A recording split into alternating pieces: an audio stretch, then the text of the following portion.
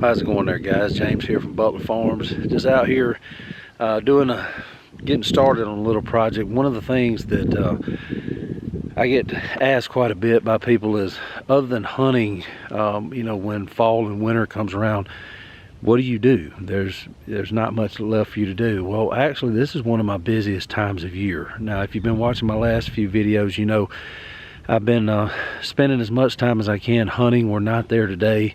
Unfortunately, here at the week of Christmas, the temperatures are going to be in the low to mid 70s, and it has been a mess today. It's a little bit cooler out here today than what we expected, but the wind has been howling. So as far as hunting goes, it just, yes, I would like to be up there, but I've got some other things that I can do as we come up on Christmas, and I'm not done deer hunting by any stretch of the imagination, because we've got to get that meat in the freezer. But I did want to show you one of those projects. Now, during the fall and winter, all spring and summer long, I start building a list for fall and winter. And it's stuff that doesn't have to be done at that moment. It doesn't really have anything directly to do at that moment with harvesting and processing and doing all the things that we do. But I start making plans for things that I would like to put in place.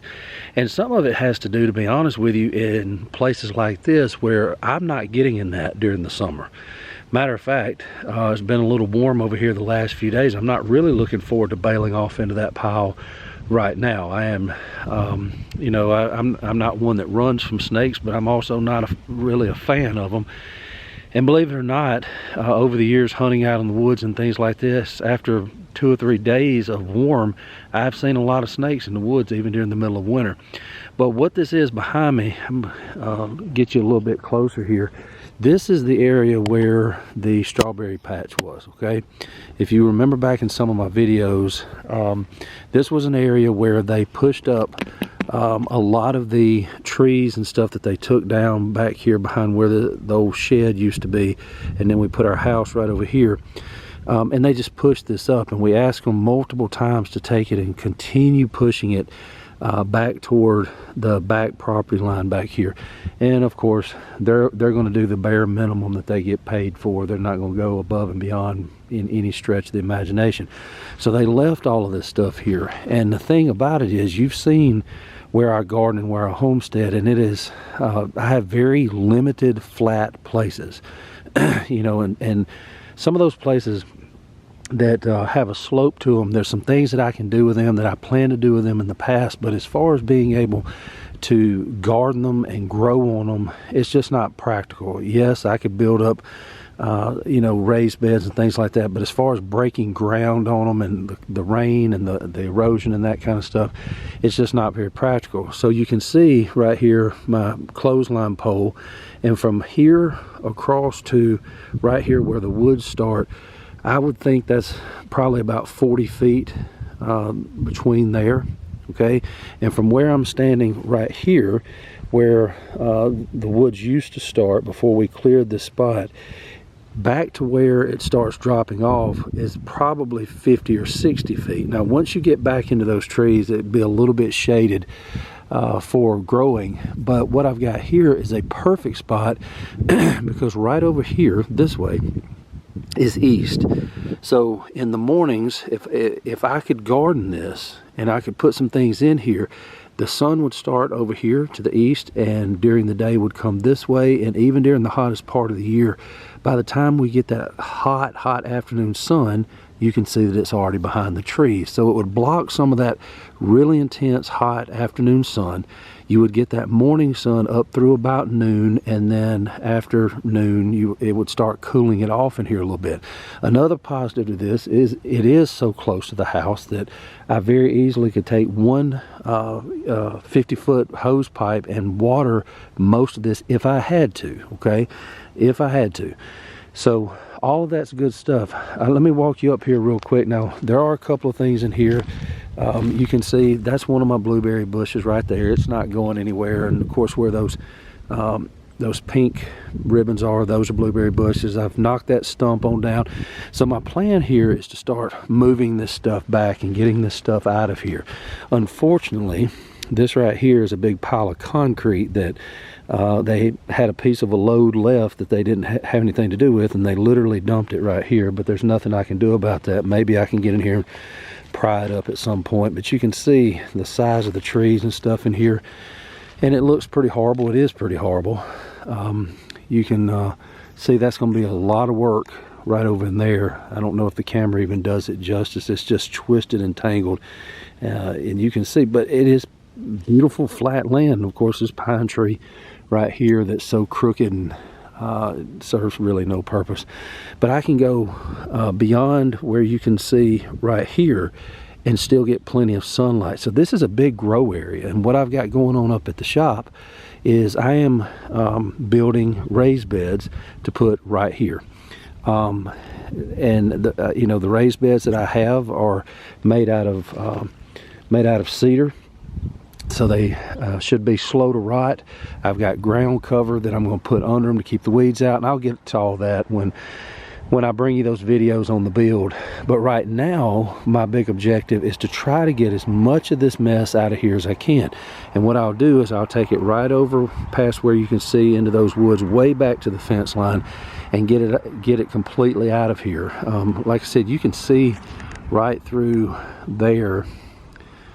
Pull it in a little bit. This big pine that goes down through here, you can see kind of the top of the branches back in here. Guys, that's a long way back there. That is a lot of flat growing area that is not being utilized. Another thing, not only is it perfect for raised beds, it's also perfect for some type of a kitchen garden in ground. So I haven't decided exactly.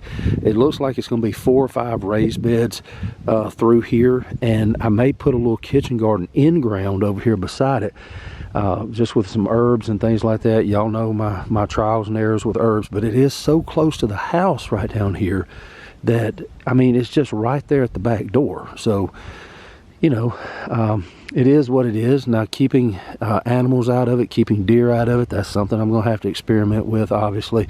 I've got some ideas about how to protect my raised beds from the deer and the squirrels and everything else that'll come up and try to rob me of everything I've got. But that's the plan right now. So while I'm not hunting, I'm going to use this time to get some of these things done. Like I said, that fall and winter list is a lot.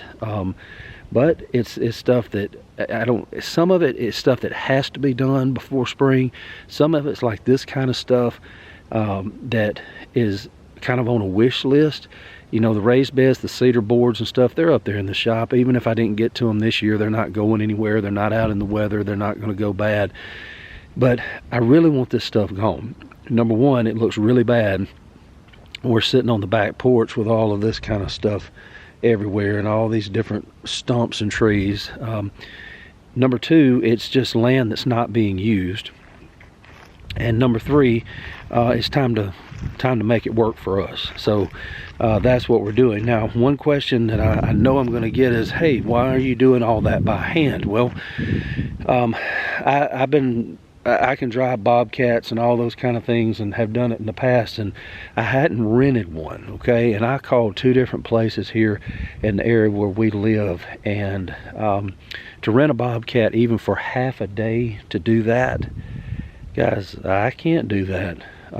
That's a lot more than I could put into it right now, and more than I'm willing to put into it, to be honest with you. So that's all going to be hand done. I guess I'm cheap that way or whatever, but when I saw what they charge for a half a day on a bobcat, and I'm going to be the one running it, I couldn't do that. So I do have my trusty tractor. When it comes down to it, it does have a bucket on it, and if I can get a lot of this stuff cut up, I can put a lot of it into the bucket and just simply tote it over the hill and dump it. That's an option. I'm not against that, but you can see over here where I've been clearing out some of the area around this had started growing out, and so I've taken down some of these little small oaks and things like this, and some of the branches that were starting to reach over in here. I don't want to lose this spot for a potential raised bed spot. It's got too much potential. It's too close to the house. Everything's right about it. So that's what I'm working on today. So I'm gonna get off this and I'm going to go get started. I'm gonna go crank a chainsaw and see how much of this I can get cut up into pieces. It ought to cut pretty easily as old as it is. You know, maybe get the tractor in there and get busy getting some of that out of there. And maybe by next spring, we can have it all set up. I'm going to go ahead and build my raised beds this winter and put as many of them in there as I can, depending on how far back I can get. So we'll just have to wait and see. But anyway, guys, I'm gonna leave it right there, and I'm gonna get started because I don't have many of these days where I'm not at work, one of my multiple off-site jobs, or where I'm not hunting when I'm not at work. So while I've got this day here, I'm going to get started and get busy. So guys, just keep following along as we do these little projects, as we try to improve and get better and grow more of our own food and be more sustainable. And I appreciate you watching. I appreciate the thumbs up. Leave a comment down below. Like I said, I read all of them and I respond to all of them that I can. And it's a blessing to me when you do that. But until next time, guys, God bless you. We love you. This is James from Butler Farms, and we'll be seeing you.